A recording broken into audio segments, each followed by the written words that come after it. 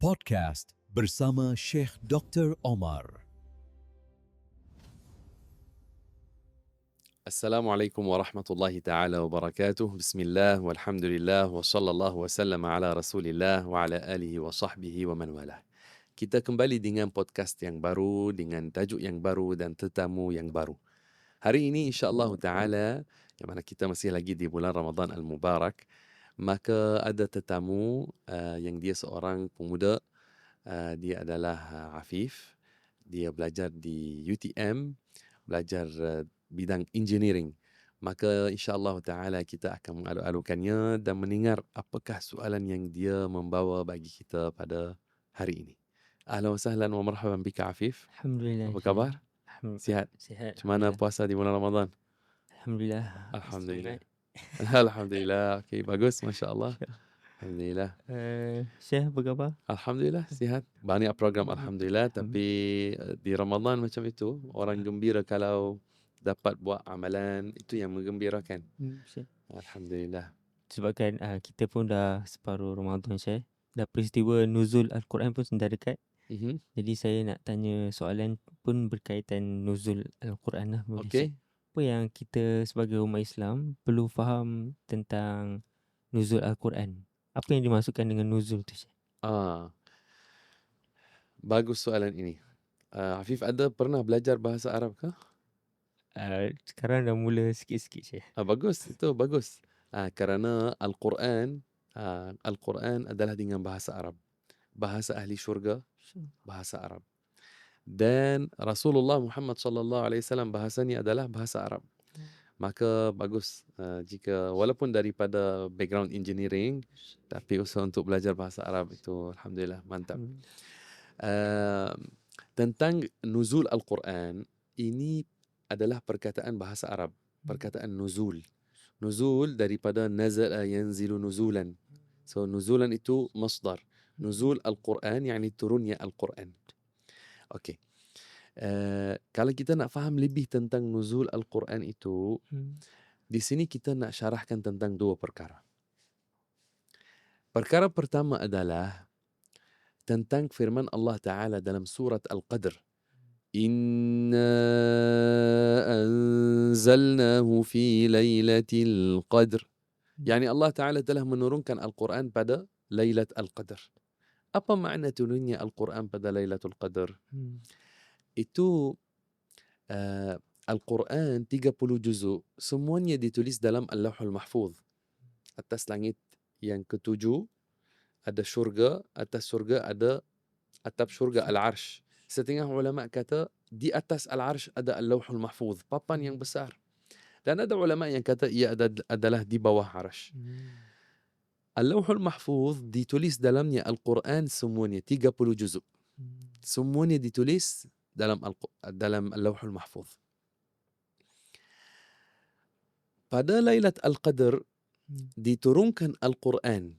Jibril alaihi salam, ketua semua para malaikat, disuruh untuk menurunkannya daripada Al-Lauhul Mahfuz ke langit yang pertama. Tempat namanya Baitul Izzah. Baitul Izzah. Ya. Maka Jibril meletakkan Al-Quran di tempat itu. Di sini apabila berlakunya ini, Al-Quran belum lagi diturunkan ke atas Rasulullah sallallahu alaihi wasallam. Ini berlaku pada malam 24 Ramadan. 24 Ramadan pada tahun itu adalah Lailatul Qadr. Lailatul Qadr boleh jadi ia jatuh pada mana-mana malam daripada malam-malam Ramadan. Tapi tahun itu telah jatuh pada 24 Ramadan. Kemudian pada Ramadan yang lain, setelah itu, Jibril alaihi salam disuruh untuk mula menurunkan Al-Quran ke atas baginda. Maka itu adalah cerita apabila dia datang ke Gua Hira. Afif pernah pergi umrah? Belum lagi. InsyaAllah kamu dapat pergi umrah insyaAllah. Tapi kalau dapat pergi umrah, cuba pergi ke Gua Hira sana. Gua Hira, kalau panjat naik atas, boleh melihat Al-Masjidul Haram. Dan gua itu yang Rasulullah sallallahu alaihi wasallam dia pernah ada dalamnya, subhanallah penuh dengan barakah. Kalau masuk rasa hati tenang. Ada satu pembukaan di arah Kaabah. Daripada walaupun anda dalam gua dah masuk, tapi ada pembukaan daripadanya boleh melihat Masjidil Haram. InsyaAllah. Subhanallah. Cantik. Subhanallahil azim. Tapi kadang-kadang ada orang yang tak dapat naik kerana kalau nak naik, kalau muda perlukan mungkin 1 jam untuk nak sampai ke atas. Ini sedangkan dah ada tangga sekarang. So cuba gambarkan dahulu tak ada tangga, tapi Rasulullah sallallahu alaihi wasallam pun naik ke atas. Sallallahu alaihi wasallam. Jibril datang dan dia kata kepada baginda Iqra, yani bacalah. Maka baginda menjawab, ma ana biqari, yani apa yang saya akan bacakan. Maka Jibril peluknya. Kenapa peluknya? Ini memperkuatkan dia dengan ini. Mempersediakan dia untuk menerima wahyu. Kemudian dia lepaskan. Kemudian Jibril kata, Iqra. Maka baginda menjawab, ma ana biqari. Maka Jibril peluk lagi. Kemudian lepaskan. Kemudian Jibril kata, Iqra. Maka baginda kata, ma ana biqari. Baginda bersabda, ma ana biqari. Maka Jibril peluknya juga dan lepaskan. Kemudian Jibril menyampaikan 5 ayat yang pertama daripada surat Al-Alaq. Bismillahirrahmanirrahim. Iqra' bismi rabbikal ladzi khalaq. Khalaqal insana min 'alaq. Iqra' wa rabbukal akram. Alladzi 'allama bil qalam. 'Allamal insana ma lam ya'lam. Maka ini adalah 5 ayat yang pertama diturunkan daripada Al-Quran ke atas baginda. Bila ini berlaku? 17 Ramadan. So, bila kita kata 17 Ramadan sambutan nuzul Al-Quran, kemudian mendengar pula bahawasanya Al-Quran diturunkan pada Lailatul Qadar, jangan confuse. Ini tak bercanggah dengan ini. Ini dua perkara. Dua perkara. Malam Lailatul Qadar, 24 Ramadan pada tahun itu, turunnya Al-Quran daripada Al-Lawhul Mahfuz ke Baitul Izzah di langit pertama. 17 Ramadan mula turunnya Al-Quran ke atas Rasulullah sallallahu alaihi wasallam. Jelas? Jelas. Nanti Afif boleh kongsikan dengan kawan-kawan. Boleh. InsyaAllah. Di Malaysia, umat Islam selalu kalau setiap tahun akan sambut nuzul Al-Quran. Kenapa setiap tahun kita kat Malaysia ni sambut nuzul Al-Quran tu, Syekh? Okey, Afif macam ini. Ulama kita, mereka melihat apakah aktiviti yang dengannya mereka boleh menambahkan cinta orang awam kepada agama kita. So, bila contohnya Rabiul Awal buat sambutan Maulidur Rasul, tambah cinta kepada Rasulullah sallallahu alaihi wasallam. Bila masuknya Ramadan, mereka buat sambutan mengalu-alukan Ramadan, tambah cinta kepada syiar Islam. Bila Idul Adha, Idul Fitri, juga buat sambutan untuk menzahirkan kegembiraan dengan syiar Islam ini. So, untuk menambahkan cinta orang awam terhadap Al-Quran, ulama kita pun mereka buat majlis yang sempena nuzul Al-Quran, yani ingat tentang nuzul Al-Quran, maka mereka buat majlis. Majlis itu tujuan daripadanya menambahkan cinta orang awam kepada Al-Quran dan memahamkan mereka betapa agungnya Al-Quran. Khususnya pada zaman sekarang kita melihat ada setengah orang serang akidah kita. Ada setengah orang yang dia mempersendakan kitab kita Al-Quran Al-Karim, sampai ada setengah orang yang dia wal'iyadzubillah dia pijak Al-Quran. Dan kita telah melihat macam mana ada isu yang viral. Tapi umat Islam sudah menunjukkan bahawasanya ini tidak diterima dan kita marah. Bagaimana bangkit semangat orang Islam sampai mereka kata kita tak terima, ini sesuatu yang sangat bahaya. Bila ulama kita ajarkan dan mendidikkan masyarakat dengan cinta kepada Al-Quran, dan antara itu buat majlis untuk nuzul Al-Quran. Selain madrasah tahfiz yang kita ada, selain majlis musabaqah Al-Quran dan lain-lain yang kita buat untuk mengajar cinta terhadap Al-Quran. Maka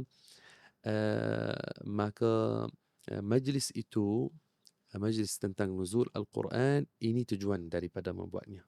Oh, faham. Afif dahulu di sekolah masa kecil pun ada. Betul, di Di sekolah? sekolah rendah ada, sekolah Ya, menengah ada, di sekolah menengah. universiti pun ada juga. Aha, Masya-Allah. okay. Jadi kalau masyarakat dengan saya sendiri Okay. nak sambut sambutan nuzul Al-Quran, apa yang saya dan kami boleh buat? Apa yang boleh dibuat? Kalau untuk masyarakat nak buat majlis, maka bagus kita baca Al-Quran. Tapi kalau nak buatnya dengan betul, pilih orang yang dia mampu untuk bacaannya betul. Bukan bacaannya salah. Pilih orang yang dia boleh baca dengan betul dan dia yang baca dalam majlis. Kalau ada 10 orang, 20 orang yang boleh baca, bagus.